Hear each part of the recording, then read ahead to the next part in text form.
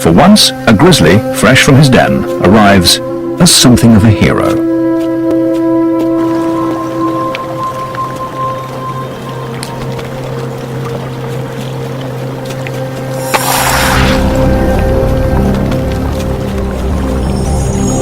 He's certain to fall through.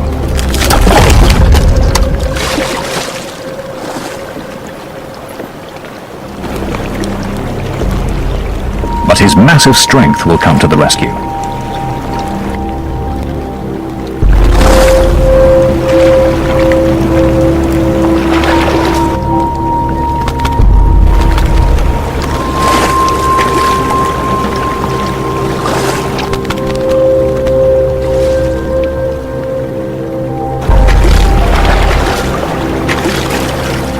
It's only when his coat is soaking wet that you can see how thin he is and why this carcass is worth so much effort.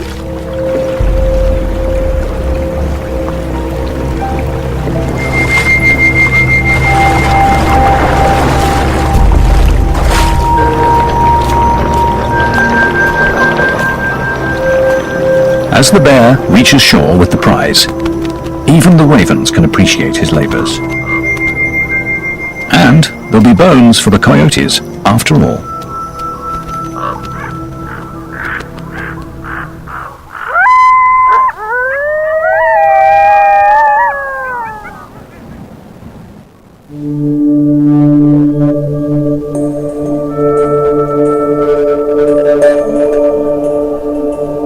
Dawn sends an eerie smoke through the remains of a forest fire.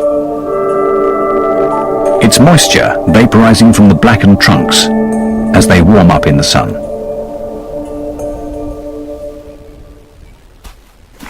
Though the fire killed the trees, a wild garden springs up at their charred feet, rich with minerals from the ash. Grizzlies seek out this fresh, nutritious salad.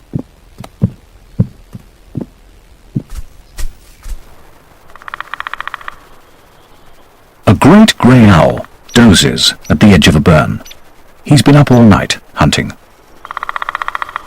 But a robin has a nest nearby. In Yellowstone, conflicts can flare up in any corner. Until the owl leaves, there'll be no rest for either of them.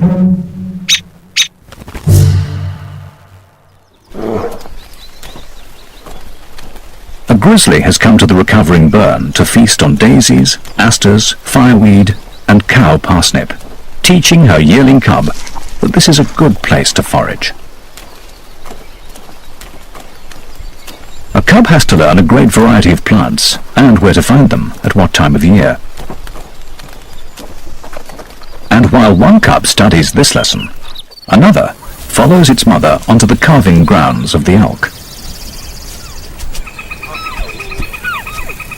Grizzlies aren't full-time predators like the wolves, but they still take their toll of elk calves each spring.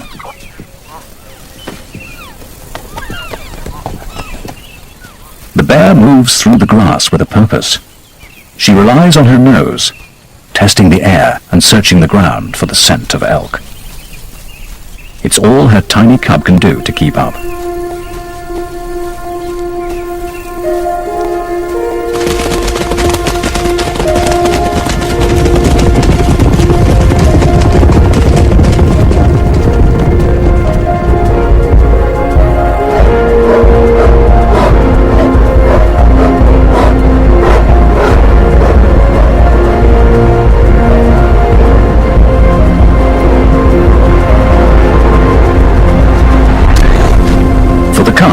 The brief dance between birth and death will be over in a moment. For the cub, it's a first step in honing a skill that will help him succeed in Yellowstone.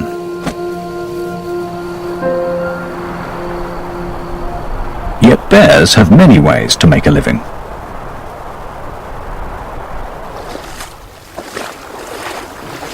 Wolves must hunt to survive. But a grizzly's life is full of choice. Old Scarface may no longer be able to chase down elk, but he's managed to catch a fish.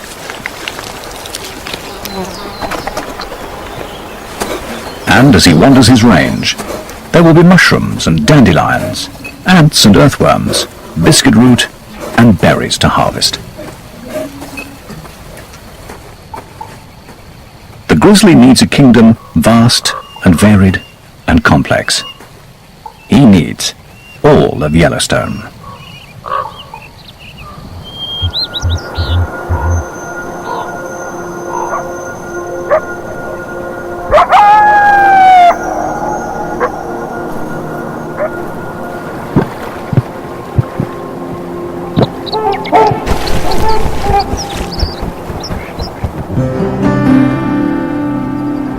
In this cauldron of competition and conflict, a grizzly sometimes gets to relax.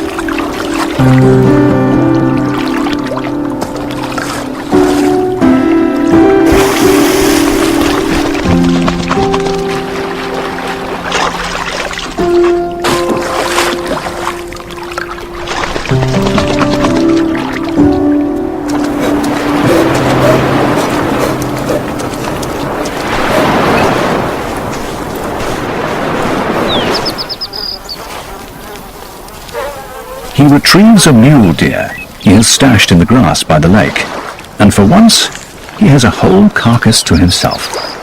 Well, almost.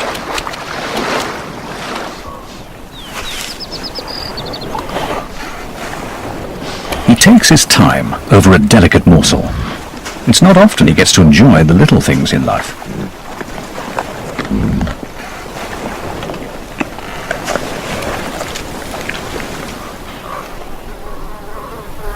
Then, after lunch, a nap.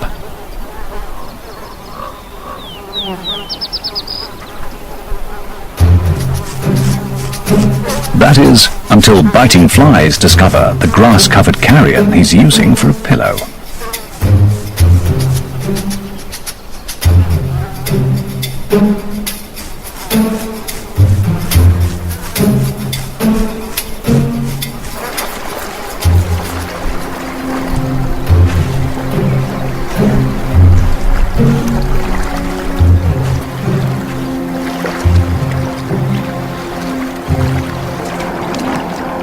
Retreats to the cool waters for some sweet relief.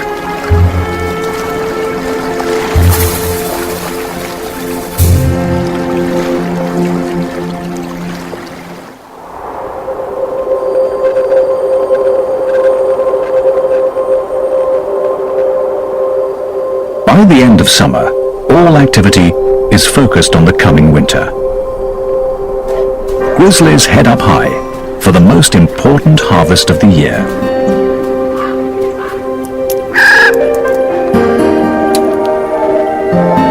The Clark's nutcracker is up there already, collecting the seeds of the whitebark pine.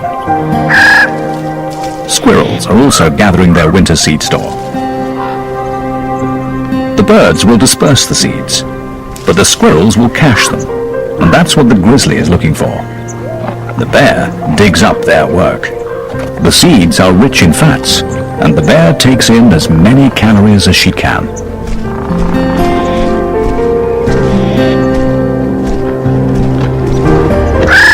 These seeds are crucial to grizzlies, but the cones don't fall to the ground.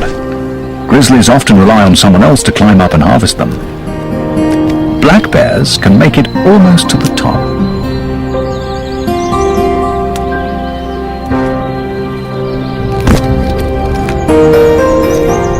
They'll bring the branches and cones to the ground, and in reach of the grizzly.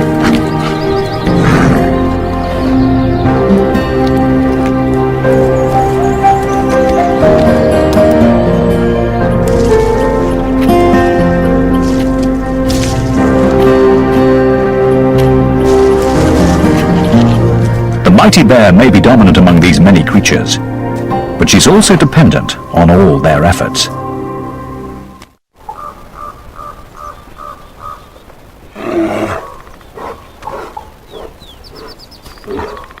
In this tale of two predators, each succeeds according to its nature.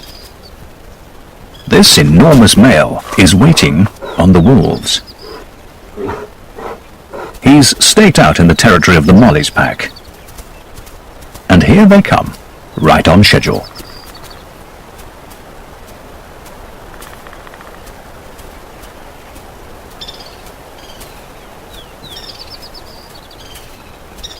Instead of starting some kind of fight, the grizzly tags along with the pack.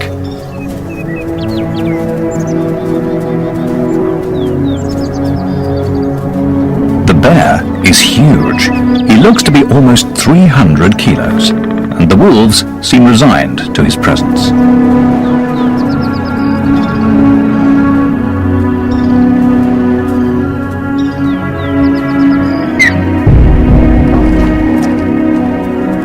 The wolves attend to their task. They're here to hunt.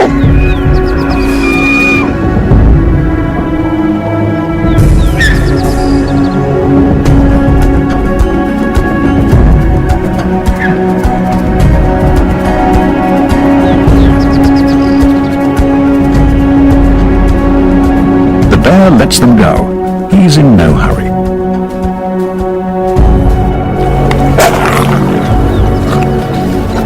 But as soon as the wolves have accomplished a kill, he's suddenly quick on the scene.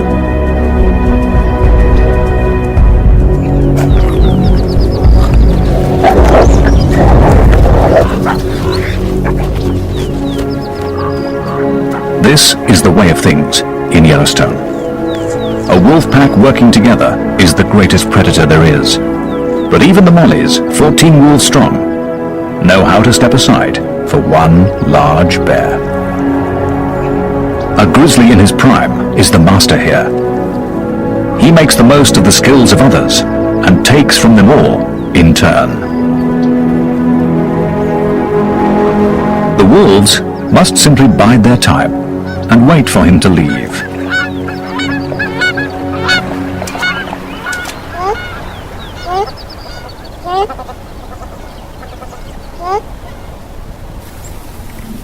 Old Scarface is past challenging a wolf pack. He's up in the whitebark pine forest, where it's already starting to snow.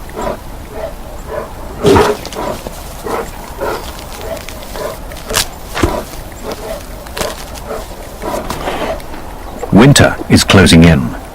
The pine seeds are all but gone. Soon there'll be nothing left to eat. Slowly, limping now with age and effort, he makes the climb up the snowy slope.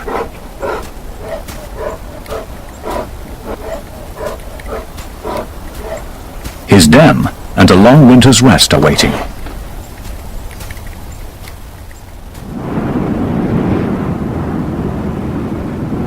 By the end of November, the grizzlies of Yellowstone have gone to bed. Once again, Yellowstone is wolf country. At least, that's how the story is supposed to end. But here, on Christmas Day, 4 weeks late for hibernation, a grizzly sits on a wolf kill.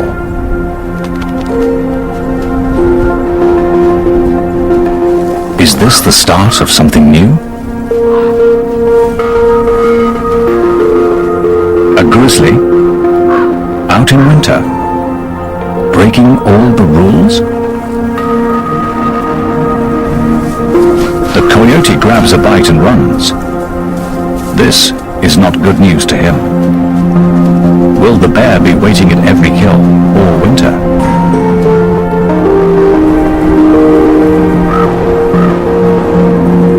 The bear is wide awake and appears to enjoy being out past his bedtime. After all, it is Christmas, and he's discovered a satisfying secret. Although it's winter, he may not have to hide from hunger. Wolves are doing the hunting for him.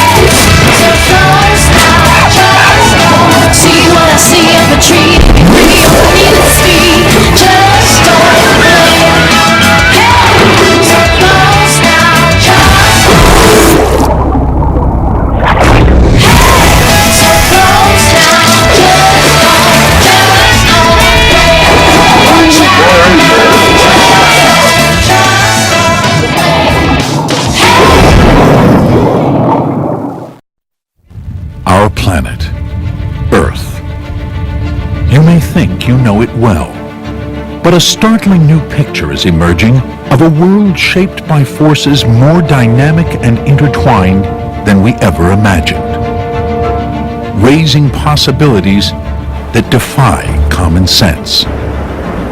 How can sandstorms in the Sahara Desert transform the Amazon rainforest over 5,000 miles away?